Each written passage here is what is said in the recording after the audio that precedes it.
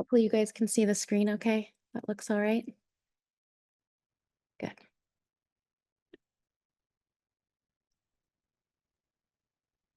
There's going to be small breakouts. Yeah, we might want to go ahead and do a group discussion. I like that.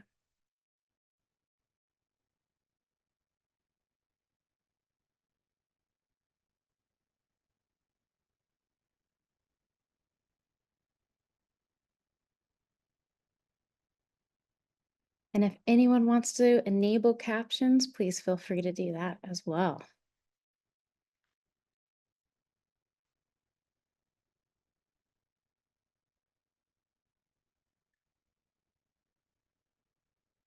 I'm going to go ahead and put the link to the slides in.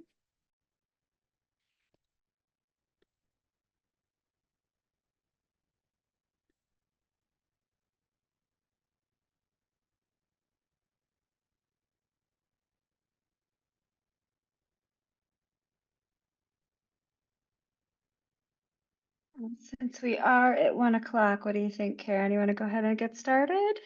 Yeah, sounds good. Okay. Well, thank you all for being here today. As Karen mentioned, this will be recorded, so feel free to take yourself off camera or however you're comfortable. We will upload this to YouTube and our social channels once we're done for future reference. And my name is Lindsay. Just for quick introductions, I'm the Engagement and Services Manager with ALTEC at the University of Colorado Boulder. And this is an ALTEC faculty workshop. So ALTEC is all about languages and the faculty who teach them. We provide a variety of language programs, resources, and support to faculty who teaching languages as well as students learning languages. Our workshop today is called Getting Started with UDL in World Languages and is presented by Karen Crouch and Brad Grabham. Karen is the Instructional Design and Technology Consultant for ASSETT at the Center for Teaching and Learning, and Brad is the Senior Instructional Designer at the Learning Design Group in the Division of Continuing Education at the U Boulder. We thank them for joining us today to share their knowledge of universal design for learning in world languages. We'll ask that you stay muted while the hosts are presenting. Feel free to use the chat to ask questions, and I'll keep an eye on that. And we'll have some time to discuss and some breakouts or group discussion, it sounds like, as we move along. So with that, I'll turn it over to Karen and Greg. Or Brad, sorry. I don't know why I have Greg in my head. I apologize, Brad. No problem at all. Yeah, thank you, Lindsay. I appreciate the introduction. And this is a really fun one. So want to encourage you to engage in whatever way works for you. As Lindsay mentioned, we are recording. So if it feels good to stay off camera and you really want to blow up the chat and let us know, but we do want to hear from you. And we'll have several breakout sessions that we want you to get interactive and kind of bring your own background and experience with this. That'll be helpful for us. So just to start off, if you want to throw in the chat, what's your world language? What do you teach? Or what do you learn, right? What brings you here today? That might just be fun for us to add some references as we continue to go today. So Brad's the best. Brad and I co-present on campus. And so we really are here for you in this presentation. If you have questions, I know Lindsay said, feel free to stay off, but if you want to raise your hand and you want to just ask questions along the way, that is okay with us. We're again happy to have those conversations. We're here for you as we go through this presentation. And we do have some session outcomes, as good educators do, right? We want learning outcomes for this presentation. And so we would like to define universal design for learning. We call this UDL. And so that's the acronym we'll use going forward. Explore the neuroscientific basis for UDL. We'll be looking to identify UDL principles and practices that proactively support students. Understand ways that UDL can promote accessibility, inclusive teaching and learning. Begin to consider ways to implement UDL. I mean, that's kind of the point. Take this like theory and framework and put it into practice. And then kind of just in the spirit of UDL and our own like best practices of universal design for learning, if anyone here has an outcome or that they would like covered in this session, please feel free to throw it in the chat, come off mute, let us know, follow up with us later, whatever works for you. All right. And then again, this is just super helpful for us. Thank you so much. I'm seeing that you've got a lot of different languages represented here, so that's fantastic. And now I'd love for you to use the chat, or you can also use your fingers, whatever is easiest for you. What's your familiarity or understanding use with UDL? One would be I understand the concept, know how, or have implemented it. Two, I understand the concept, but I'm not sure how to implement it. Three, I've heard the term, but don't know that much about it. Or four, I never heard this term. So find what might sort of works for you today. What would be most applicable, or what do you identify? What number? So I'm seeing, oh, awesome. See people that are very familiar, some twos. Okay, excellent, good. Then maybe what we could do for this session, seeing that a lot of you have some understanding, have implemented this, probably through design, your coursework, we can spend some time in the breakouts kind of having more critical conversations or building things out or looking at that. That works. All right. So again, I'd love to pull out, some prior knowledge, what do we already know about universal design in general or universal design for learning? And I have two clues here. One is a picture. The first one is of what it says, a rainbow grocery store. It's a grocery store. What I'd kind of like you to look at this image is the entrance way. That's what I was looking for, kind of the entrance to that building, how you get in. And the other image that we have here is a little bit of a graphic.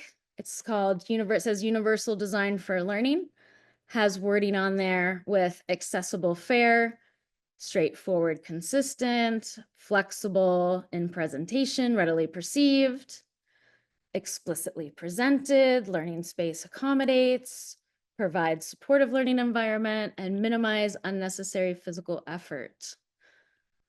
So what do we already know about universal design? And I know a lot of you do know a lot about it. See, let me know if you can pull it out. A few key words, giving you some good hints.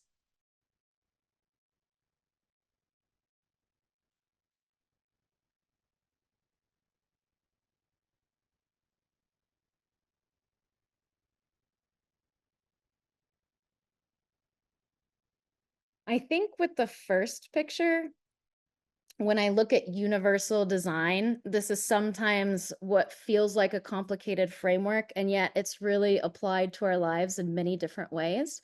A lot of our public buildings, whether that's government, our grocery stores, our pharmacies, places we go into, are there and designed for, different variabilities and, really seek to kind of create a better life for everyone, regardless of ability, through really this thoughtful design and construction with environment.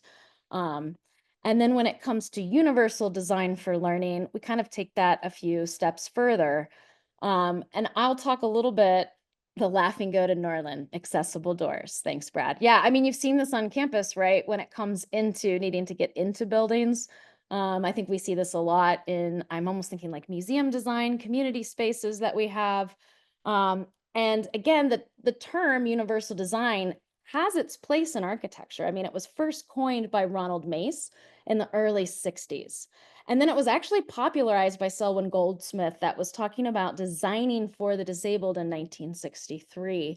And so that is the discipline in which we sort of attribute universal design. And then universal design for learning, this concept really came to play and began born in 1984 with Dr. David Rose and Dr. Ann Meyer. And these were two researchers from the Harvard Graduate School of Education. And they actually incorporated CAST, which is the Center for Applied Specialized Technology. And as you know, technology changes, learning environments change over time. We've seen this with COVID. And so even though this was going on in the 80s, as technology has adapted, assistive technology, docs students are using, becomes still really applicable, even though it was kind of born in the 80s, right? So UDL really is a way of thinking about teaching and learning that helps all students access materials, engage, and show what they know. Yeah, thank you. I so appreciate it. We have a comment, multimodality. I love that. That's really coming into play too after COVID. Creative ways for students to demonstrate understanding. Yeah, we're going to get into some of that, but I really appreciate the comments and kind of, adding to those pieces. And it's nice to see like you're utilizing this, and this is going to be kind of the point in some of this is I actually think as a former language educator, when I learned about universal design for learning, I'm like, oh, this kind of applies in so many ways to world languages. And so I really do want you guys to bring your lived experiences here. Maybe say like, even if you didn't want to say you're a 3 or a 4, you might actually be higher than you think on that scale. So want to just have a moment to talk a little bit about what is it? What is universal design for learning? And so we put a definition here from CAST, and universal design for learning applies the principles of universal design to those educational environments. It's a framework. It's a theory. It is a way to approach a perspective, a way to look at things to improve and optimize teaching and learning for all people based on scientific insights into how humans learn. We're going to talk about neuroscientific insights today. There's also cognitive psychology theory. There's also, it relates a little bit to Bloom's taxonomy as well, and has kind of like a step up approach. So when it comes to education, there's a lot of ways we can look at this. UDL also provides kind of a blueprint and can be looked at as like creating those instructional goals, methods, materials, and assessments that work.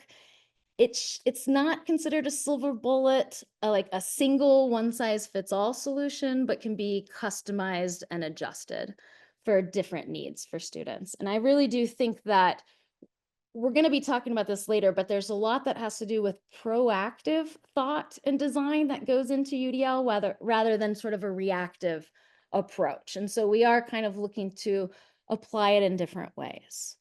And then let's talk a little bit about principles of UDL. And this is a time usually when I love to invite those lived experiences and even a little pushback if someone would like to, because these principles of UDLs are kind of like pillars and sort of accepted truths. And if this is something that's like, this isn't something that I really see as a truth, or for me, it's not, and I think that's appropriate. So I invite a little pushback here.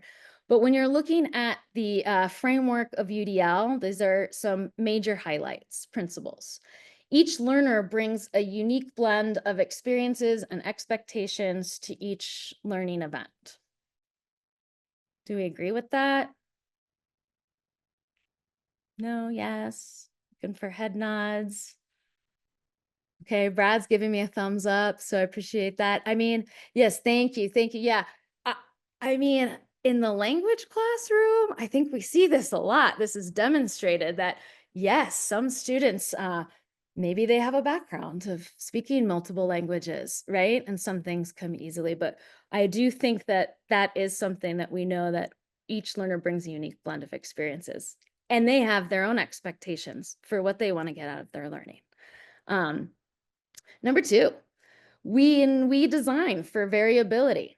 That's student variability, the diversity that we have. Using the Universal Design for Learning framework, we acknowledge that learners do not learn in one linear pathway. Pushback, agree. Okay, I'm gonna see. Thank you. You guys are on it now. I love it. Yeah, right? Like I almost like to use the analogy of hiking a little bit, which is, when we have a standard path that's kind of well worn in the hiking, but truly, and I want to be sustainable, so I want to use that path with hiking. But when it comes to learning, if we don't care about that, to get to the top of a mountain, to get to those learning objectives, the goals, and what we want to see with our learners, there are a lot of different ways to get there, probably thousands, right? Instead of that one main path. Number 3 is UDL. It says this, but UDL, Universal Design for Learning, when applied, empowers learners to maximize their strengths, focus on areas of challenge, and drive their own learning process. And for this particular principle, I'd like to ask, what would you like to see from your learners, or what is, the ultimate goal of our learners? I get some pushback here, and I kind of understand in this last one why. Um, sometimes, if especially at an undergraduate level, we are going from pedagogy to andragogy, right? That working and needing to really guide and help support and scaffold and make sure we're there, monitoring our students. And then sometimes, moving to the andragogy side of that, it's like adult learners, there's a reason they're there. And I do feel that at the university level, we are seeing that, and we are needing to foster that. In an ideal scenario, what I like actually about universal design for learning is it is striving to empower them to maximize their strengths, focus on challenge, have some drive, but also some resourcefulness when they fail. Like that is okay in UDL in some ways. So I appreciate these principles of universal design for learning. And in any pushback on number 3, I didn't really pause for that.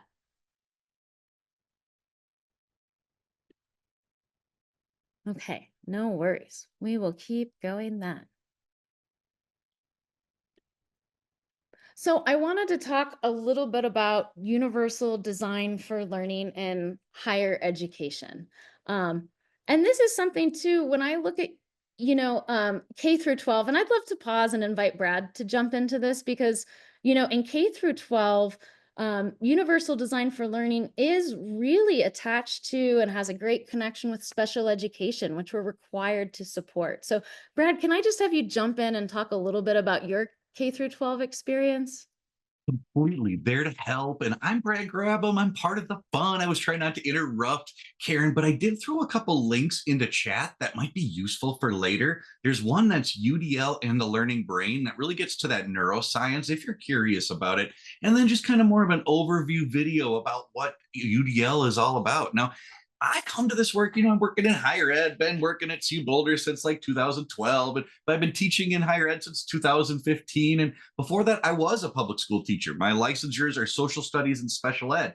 And so my wife is a special ed teacher in the districts around here. And so one thing that we're really finding is that the way to meet students is to remove barriers. The way to really think about what we're doing is where are students getting stuck? How can we proactively address those? Yeah, motivation right now, dealing with the students' anxieties. It's so true. Motivation is a big piece.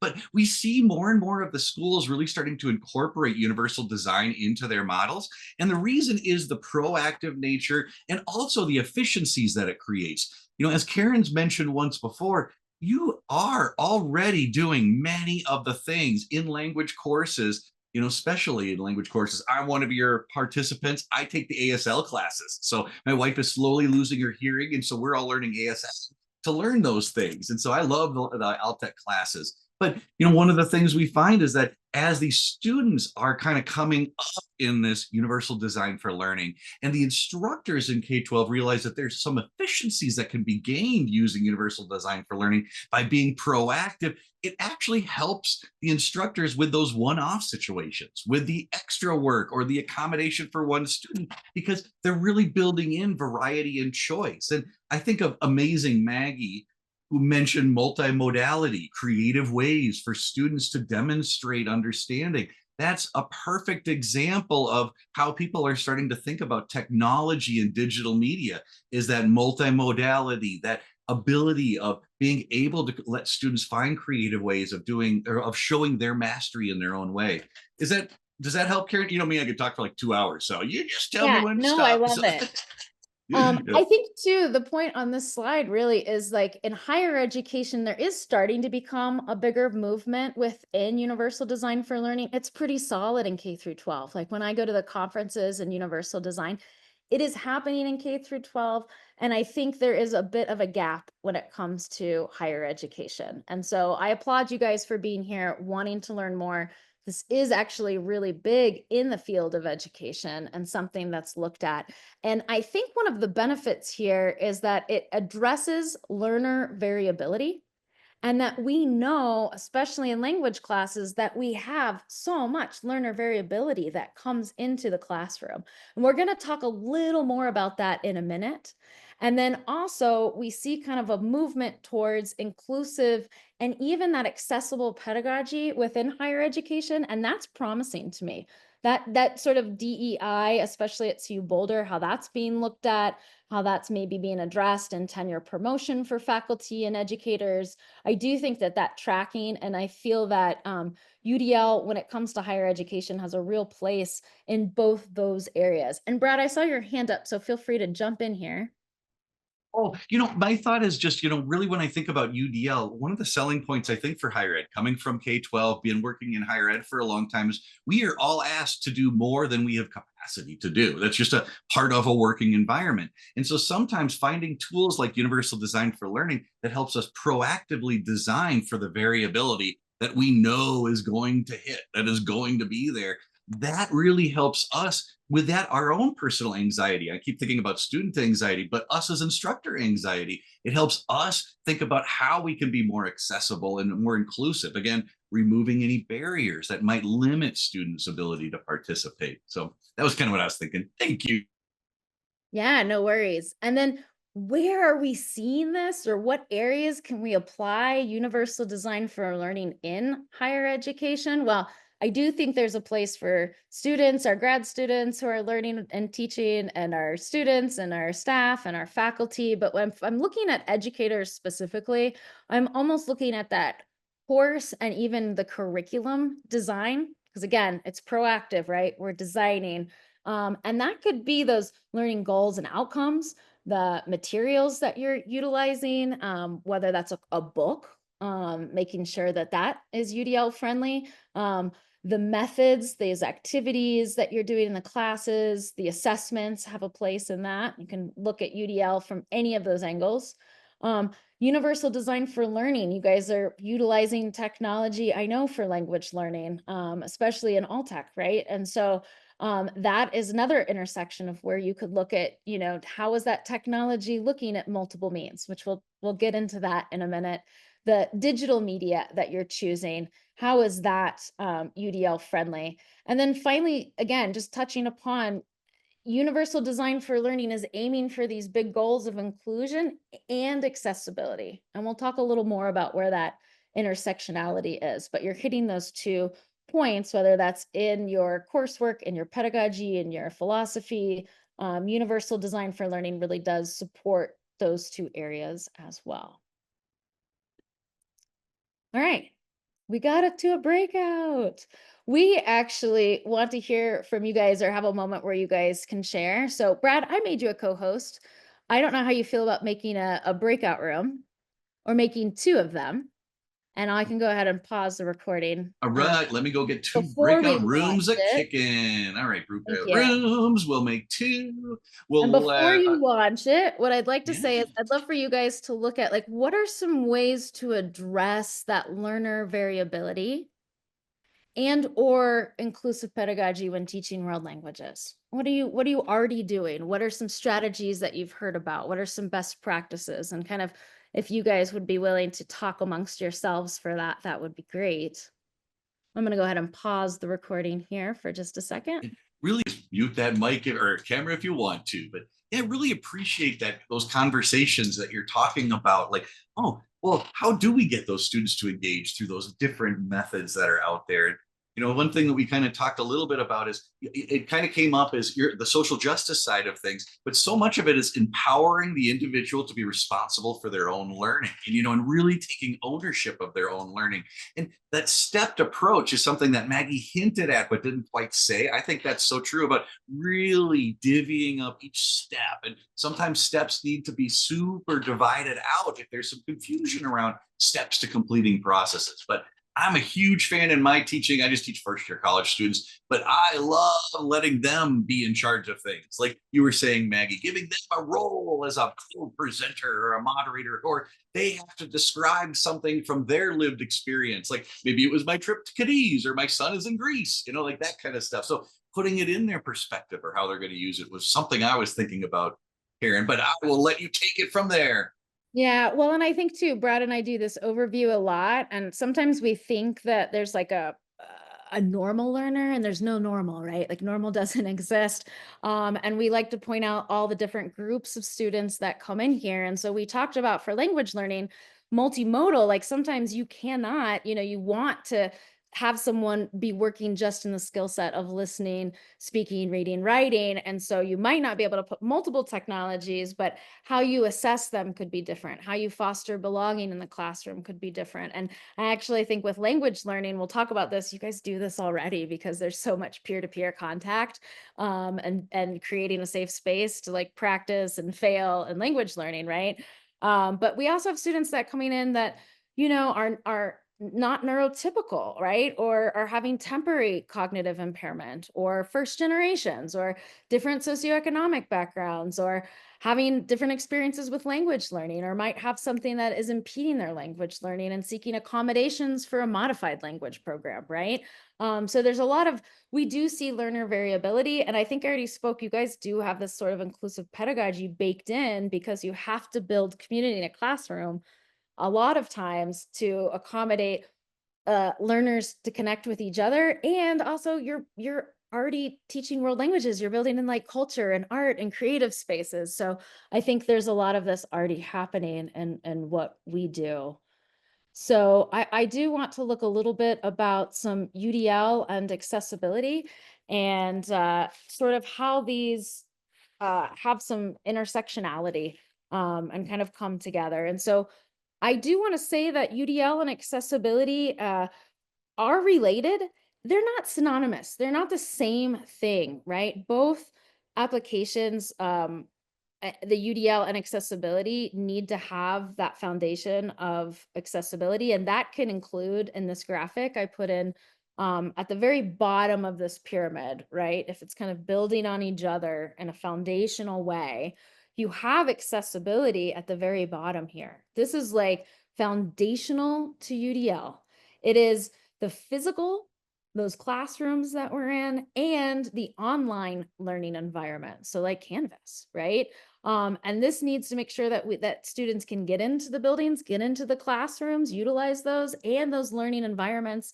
I'm even thinking about student portals, like when you have to use your identity, sometimes that could be even a barrier, depending on some assistive technology. But a lot of these programs are designed, and softwares are designed for this, but there's still some hiccups even inherent with these major platforms. And so, and buildings and things, like if you're navigating the system at CU, I mean, I'll just have selective vulnerability. I had recently a surgery which required me to go on crutches. Some of those doors are not working, and like it took extra physical effort. And like, I'm thinking about, was I super present that day in my professional? Not really, right? So all these things, there are some broken systems here, but we want to be thinking about access to those systems from that way. And then we start going up to this level of content, right? And I'm thinking about digital accessibility a lot of times. And when we are looking at our content, do we have accessible documents? Are the videos that we're putting in, do they have these closed captions, right? Super important for us to consider when it comes to UDL. Textbooks, right? Like those additional pieces, the auditory, the drilling at home, the listening, like are those all able to be used with assistive technology and by all students? So that is something to consider when you're vetting those things. And here we start having a little bit of a transformation where it gets away from accessibility and starts focusing more on those UDL higher pieces of learning, which is those enriched options. We talked about this, choices, right? Different ways that students can engage, how we're representing the content, right? Is it in different ways? Are we going to be able to put something to read and then have someone listen if that's appropriate for that activity? And also choice in how students can express themselves and show what they learned in that knowledge. And then finally, and again, I love this about UDL, we are trying to cultivate, and expert learning is not the right word. And I think the UDL, I think the new guidelines maybe look at this, but it's really like having them be in charge of their own, driving their own learning is kind of how I like to look at it, since it's more of a growth mindset. Like, are you ever an expert, or right? So, but having the resourcefulness, the knowledge, the critical thinking, the drive, the grit, that sort of stuff. And I put a quote on this slide because I kind of like it. Back in 2012, CAST had something about the purpose of education is not to make the information accessible, but rather to teach learners how to transform accessible information into usable knowledge. And I say that because that should be our baseline, is to have accessible things, right? And so if you're new to UDL and accessibility is an area of growth, that would be a great place to start in some implementation that we'll talk about in a little bit. And I'm going to start handing this over to Brad. Friday, my turn. So we have been having fun. I thank you, Karen, for really setting the stage. Like understanding why UDL could be useful to you is really the idea in my mind. And as just as a follow up, I put into chat. I think of UDL as really learner agency. How can we help these students, people? How do we help these people become in charge of their own, to be cognizant, being able to do things? And something that we really see, and it's up on the slide right now, is that scientific basis of UDL. And what we really have is these guidelines are all organized into three main principles you can see on the slides. There is engagement. The engagement really is about designing options for a welcoming and interesting, welcoming environment, perceptions and interaction. You're trying to catch their interest. And I always think of that as the inside, the why of my brain. Like, why am I taking this class? Why am I taking ASL? Well, I like whiskey. There we go. That's what I learned. Yeah. But, so it's fun to learn different things, but connecting to the individual student or person's interests, what they want to do with it, is a great way of thinking about engagement. We'll look a little bit more into it, but it's all about trying to identify people with their perceptions, their interactions to the content that you have. And then there's representation as one of those pillars if we think about universal design for learning. And it's really around designing options, for perception, language, symbols, building the knowledge that we have. So I think of representation is the stuff you're teaching them, like the back of the brain. Like, here's the content that I am absorbing about my language or about ASL, if it's that language. Here's what I've got. Here's how I can use it. It's really the representation when they're putting it in their brain and they're owning it. And then there's the action and the expression, designing options for emotional capacity, building knowledge and strategy development. So I think of action and expression. That pillar is really all about students showing their mastery, showing what they know, and really trying to attach that knowledge that they have to their own knowledge base, to their own interests. So that builds that grit, those higher levels that Karen was really hitting at. And I think those are so interesting kind of to look at some of this stuff. If we go to the next slide, and you know what? I'm going to throw in, if you don't mind, peeps, I'm going to throw in 2 links into chat just so you have them. But the first one is just another about universal design for learning. It's more focused in on some of the updates that have happened recently. And then I do want to give you a link directly to engagement, some resources on engagement, just so we have those. But in the sake of time, thinking about the time that we have, when I think about engagement, it really is about students. The why of learning, the engagement part is really about permitting choice. And Maggie has highlighted that for us, highlighting that relevance to the class. Why are they taking that class? How are they going to use it? Are they going to end up doing a job where they're speaking that language? Fostering community and collaboration. Again, you're doing a lot of these things, promoting self-assessment and reflection, having the students sit back and say, well, what did I learn? What do I want to do different next time the assignment comes about? The feedback, there's something that Maggie, you would do so well, I just want to highlight, is that timely, actionable, ongoing feedback, providing students, because we all make mistakes, and mistakes is how we learn, but providing that feedback to grow is the growth opportunity, encouraging and beliefs and expectations that motivate the students. So really, this engagement, that why of learning, is all about attaching to that, wanting students to be motivated and do stuff. And I think what's so important is those authentic course activities and assessments, which you're so good at. Maggie could be an amazing example if you need it. But also what we're trying to do, and I have a daughter who's a second year student at CU Boulder, it's all about coping skills and strategies, how to be successful, how to handle the anxiety that was brought up earlier in our presentation, what we can do to manage those things. And to get to some of the anxiety that students have, working on different engagement techniques can help students kind of reduce some of that anxiety that we have out there. So there's some good stuff. If I think about representation just in the moment of time, and I'm thinking about UDL, that representation being the back of the brain, how I'm getting all that information in there, it really is that multimedia or multimodal, as Maggie had described it before, providing alternate formats to things. That's something I'm dyslexic. So anytime a faculty, since I was a kid, sent me a PDF or a Google Doc or whatever, I turn it into an MP3 and listen to it. I use a tool called Census Access. It's available. It's not the best with languages, just like Zoom, like Maggie mentioned with Zoom. You know, there's things that are like 85% correct. You still have to correct stuff. Captioning is so important for those all, you know, the ability of people to watch those videos.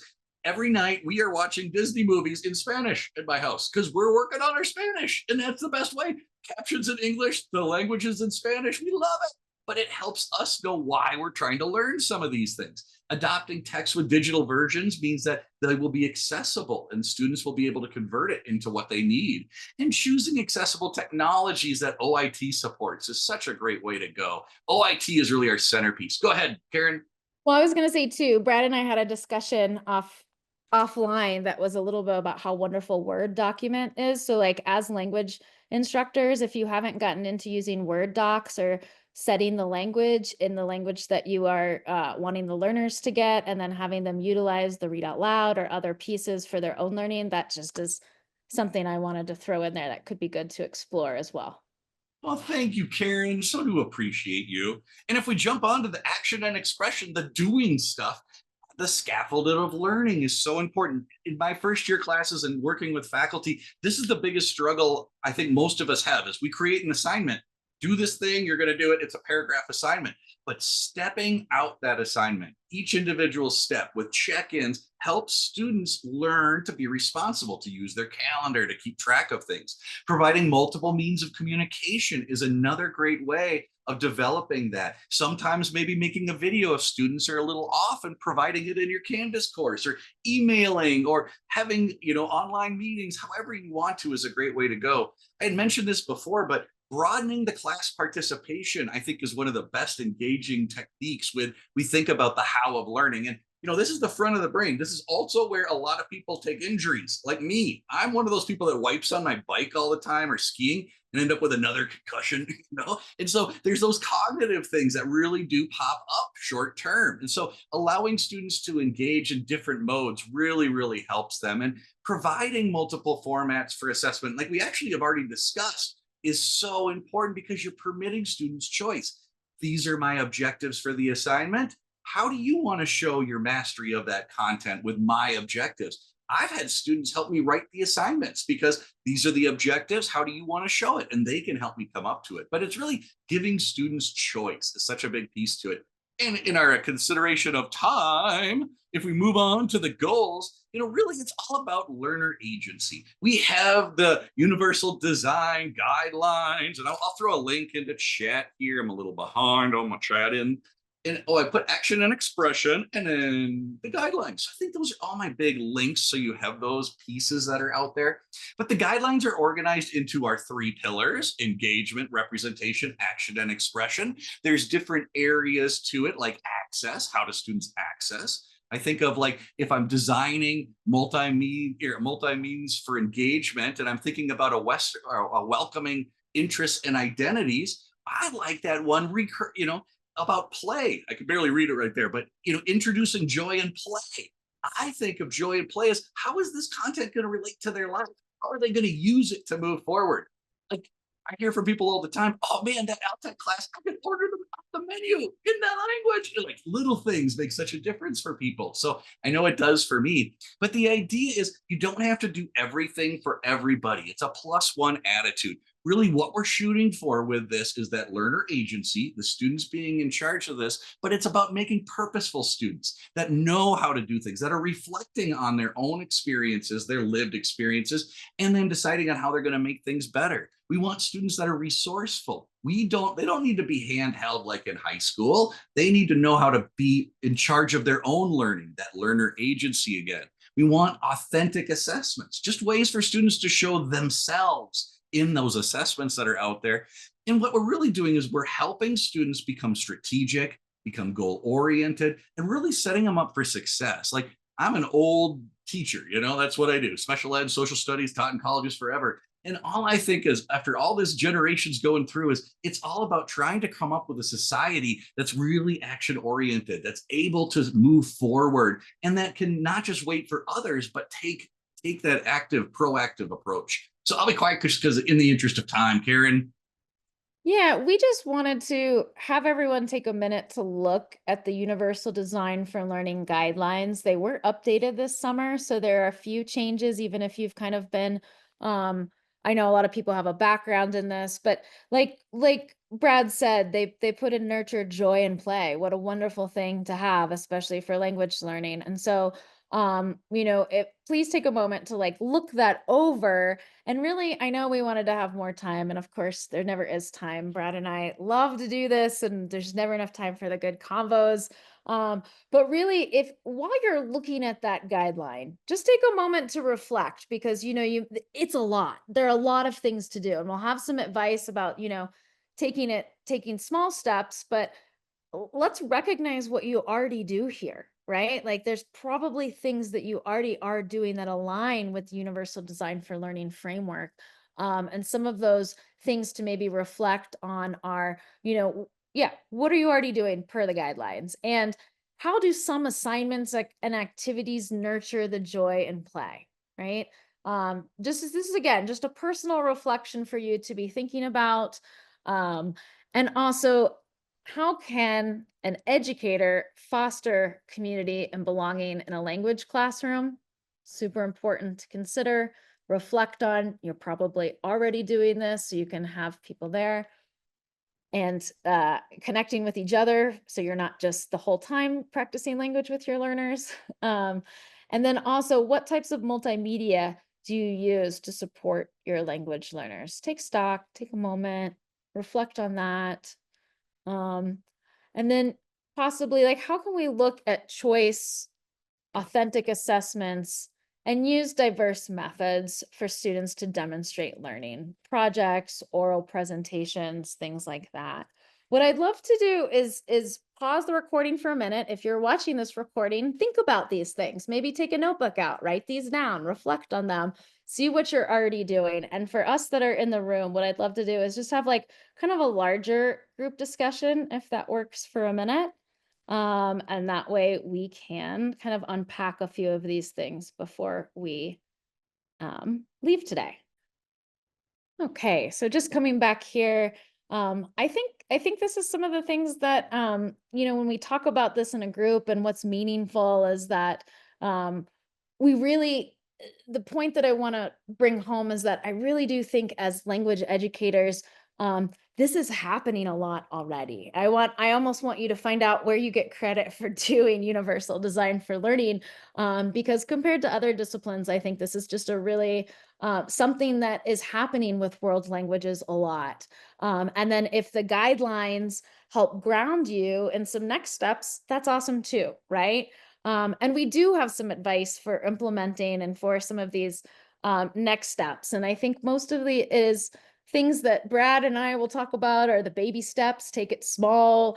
Brad mentioned it. We know educators are doing a lot, probably more than they're getting paid for sometimes, and that can feel overwhelming with changes in technology, new theories, really looking at your pedagogy and approach and wanting to fit in with all like the university's strategic things. So kudos to everyone, but also like be sustainable for yourself. Take small steps. If there's one thing that you can do, that's really something to focus on. And then we mentioned before, start with that design. That proactive piece could be really helpful, and also accessibility. If that is an area of growth or something that you're like, I might not have completely accessible content or docs. It's okay. Let's start now, though. That's a great place to start with UDL. And also, another great place is if you want to look at assessment and choice, that and those multiple means that Brad mentioned before, that's just a great place to also sort of start with your implementation. And so we'd love for you to pause, reflect, make a personal commitment, whatever feels right for you. But as educators, there's always one thing that we can do in this area, and hopefully will be actually proactively helpful for you and save you time. So what's one thing that you could do to implement UDL into your work? And we'd really love for that to be a takeaway. And also for just some next steps and recommendations, teaching and learning, coming at it with a growth mindset. We're always going to be learners as educators. We mentioned this before, get your learners involved, ask them what was working for them. And then please don't feel like you're alone in this, right? Like Brad and I are here. We'd love for you to reach out for support, whether that's a consultation on a particular content assessment activity that you're doing, a project, a department thing. If you have anything that you would like to sort of explore, we'd love to be able to help you with that. Brad and I do have a micro-credential here that we partner with the CTL and the Learning Design Group. And so you can earn a micro-credential if you like UDL and are already utilizing this. And we'd love for you to get credit for that, put that on your resume, any tenure promotion thing that you're working on. Get credit for UDL. And then we do have some upcoming Universal Design for Learning presentations. And I'm going to go ahead and have Lindsay send those out to the people that participated today. And just as a final piece, please feel free to reach out for help and support. We put our emails in here, and we'd love to have those follow-up conversations. So I know Brad had to take off to another meeting, and I just want to thank everyone for their time and for listening today. Thank you so much, Karen. And Brad, even though he's not here. Glad you're here. This has been really wonderful. Thanks so much. Sure.